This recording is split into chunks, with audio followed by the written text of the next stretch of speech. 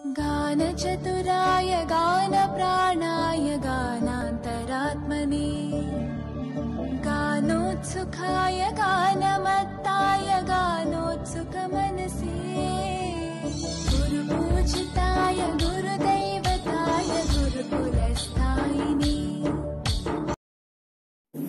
नमस्कार, बहुत बहुत हार्दिक अभिनंदन है। स्वागत है आपका मेरे YouTube channel think and zeal में और मैं हूं आपके साथ अभिलाषा। क्योंकि जब वीडियो बन जाती है तो वहां पर ही कुछ क्वेश्चंस अराइज होते हैं। तो आज मुझे जीवन शांति पे कुछ क्वेश्चंस अराइज हुए कि मैम ये प्रॉपर्टी डिजिटल क्यों है?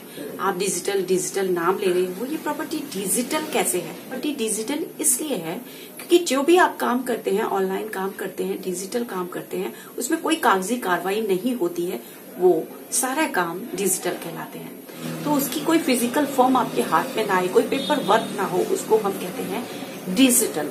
कभी भी जब आप प्रॉपर्टी खरीदते हैं तो आपको कागज कराने पड़ते हैं, उन कागज कराने का खर्चा भी आपको देना होता है। लेकिन यहाँ पे कोई कागजी कार्रवाई नहीं मिल रही है, सिर्फ आप एक डॉक्यूमेंट आपको मिल रहा है कि इतने की प्रॉपर्टी ये आपके नाम पर है। सिर्फ एक प्लान, एक सेवरन गारंटी के साथ आपका एक LIC के साथ में कहना चाहिए एक डील हो रही है और उस डील पर आपको ये तय है कि इसमें इतना 1 करोड़ की प्रॉपर्टी आपकी तैयार है।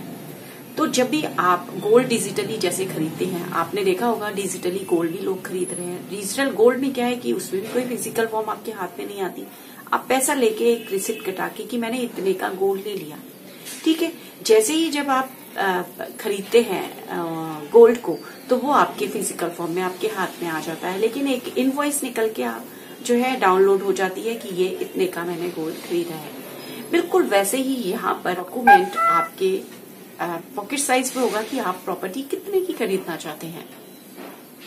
और जो आप प्रॉपर्टी फिजिकल फॉर्म में लेते हैं उसमें आपको कागजी कार्रवाई, मेंटेनेंस कॉस्ट के साथ साथ मेंटेनेंस कॉस्ट को भी छोड़ दीजिए, उसके बाद में जो डीमेरिट्स आती हैं, कभी कॉस्ट बढ़ रहा है, नहीं बढ़ रहा है, प्रॉपर्टी रेट डाउन हो गया, लेकिन यहाँ पे आपको उसी इंटरेस्ट रेट से पैसा आपको जो है मिलेगा उस प्रॉपर्टी के लिए। तो ये डिजिटल प्रॉपर्टी इसलिए कहलाई। डिजिटल प्रॉपर्टी में एक और फायदा होता है कि वहां पर कोई चोर चुरा नहीं सकता, कोई कब्जा नहीं कर सकता और आपको कोई दिक्कत भी नहीं है कि मुझे आज प्रॉपर्टी बेचनी है तो बायर ढूंढना पड़ेगा। यहाँ आपको कैश हाथ में आ जाएगा, आप कहीं और भी प्रॉपर्टी, कहीं और लोकेशन पे भी स्विच कर सकते हैं। तो ये प्रॉपर्टीज इस तरीके से होंगी। तो इसमें तो कोई दिक्कत नहीं है कि आप कैसे इसको हैंडल कर रहे हैं। ये आपके लिए एक कागज का टुकड़ा है जो आपकी जेब में या आपके मोबाइल में या आपकी फाइल में डाउनलोड करके आप रख सकते हैं और जैसे ही उसका टाइम आएगा आप उसको भुना सकते हैं। मुझे किसी ने पूछा कि मैम अगर हम कोई भी पॉलिसी खरीदते हैं उसमें हमें हार्ड कॉपी मिलती है, हमारा बॉन्ड मिलता है, लेकिन जीवन शांति में क्या हमें बॉन्ड मिलेगा? आपकी मर्जी है, बॉन्ड तो सब में मिलेगा। बॉन्ड तो आपका कोई एग्रीमेंट पेपर तो आपको मिलता है ना कि जब भी आप कोई प्रॉपर्टी खरीदते हो तो उसका चेन आपको या तो आप डाउनलोड कर लीजिए। नहीं, डिजिटल फॉर्म है जिसकी आपको कोई मेंटेनेंस नहीं करनी है, इसलिए इसको डिजिटल कहा गया है कि इसको कोई चोर चुरा नहीं सकता। दूसरा क्या है कि जब भी आप पैसे को, जब प्रॉपर्टी आप खरीदते हैं तो उसको बाय करने के लिए बायर ढूंढना पड़ता है। बायर नहीं मिलता, प्रॉपर्टी रेट भी डाउन हो जाता है, तो आपको घाटा हो सकता है। लेकिन यहाँ पर कोई घाटे का सौदा नहीं है। यहाँ पर जो आपके साथ रेट तय किया गया है वो आखिर तक बना रहेगा। मींस जो आज इंटरेस्ट रेट पर आपको वो पैसा ग्रो कर रहा है, वो पैसा उसी तरह से जमीन के रेट से ग्रो करेगा जैसे जमीन का रेट ग्रो कर रहा है। और जमीन का रेट तो घटता भी रहता है, लेकिन यहाँ पर कोई घटाई नहीं होगी, सिर्फ बढ़ोतरी ही है और यहाँ पर रिस्क बिल्कुल भी नहीं है। इसलिए इसको दिमाग में रखते हुए इस प्रॉपर्टी को जरूर खरीदें। मैं आपको डिस्क्रिप्शन बॉक्स में एक डिफरेंशिएट करके डालूंगी कि अगर आप डिजिटल प्रॉपर्टी खरीदते हैं तो आपके लिए क्या मेरिट है और डीमेरिट क्या है अगर आप फिजिकल फॉर्म में कोई प्रॉपर्टी परचेज करते हैं। तो मैं सारा डिस्क्रिप्शन आपको डिफरेंस के साथ में डालूंगी, आप उसमें जाकर देख सकते हैं।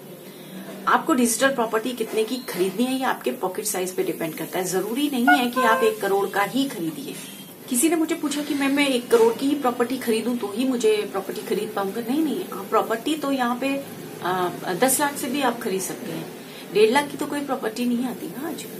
स्टार्टिंग अगर प्रॉपर्टी की कर रहे हो आप तो 10 लाख तो इवन या वोवन चाहिए, छोटा सा अमाउंट। मैंने आपको बोला कि आप प्रॉपर्टी यहाँ पर ईएमआई पर भी खरीद सकते हैं, ऐसे ऑप्शंस भी हमारे पास हैं।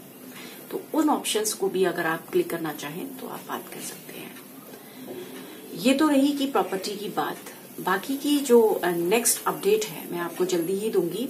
वो अपडेट है कि आप अपने आप को कितना अपडेट कर पाते हैं। सबसे पहले आपको जब डाउट क्रिएट होता है वो होता है आपकी लैक ऑफ नॉलेज पर, कि आपको नॉलेज नहीं होती उसके बारे में, लेकिन सामने वाला जो बता रहा है उसको समझने की क्षमता हर व्यक्ति में होती है।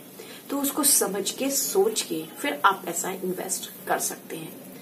ये जो क्वेश्चंस जितने ज्यादा होते हैं उसको पूछने में हिचकिए मत, लेकिन अपनी बुद्धिमत्ता का इस्तेमाल जरूर करिए कि अगर आप कोई काम कर रहे हैं तो उसके लिए आपको कैसे इनिशिएट होना है।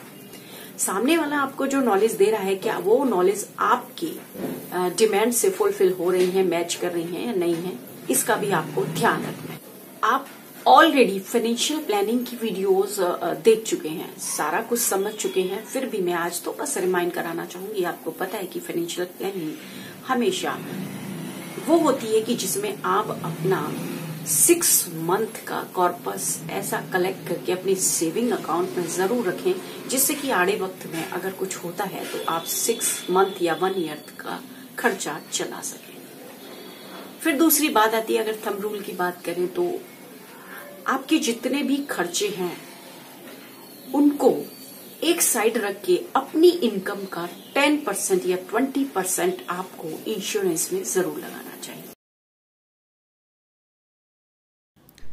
वीडियो को लाइक करें, सब्सक्राइब करें, शेयर भी कर दें और पिछली पुरानी वीडियो में डिजिटल कैसे काम कर रही है जीवन शांति और उसका एक्सप्लेनेशन आप पुरानी वीडियोस में देख सकते हैं। कोरोना से बचकर दिवाली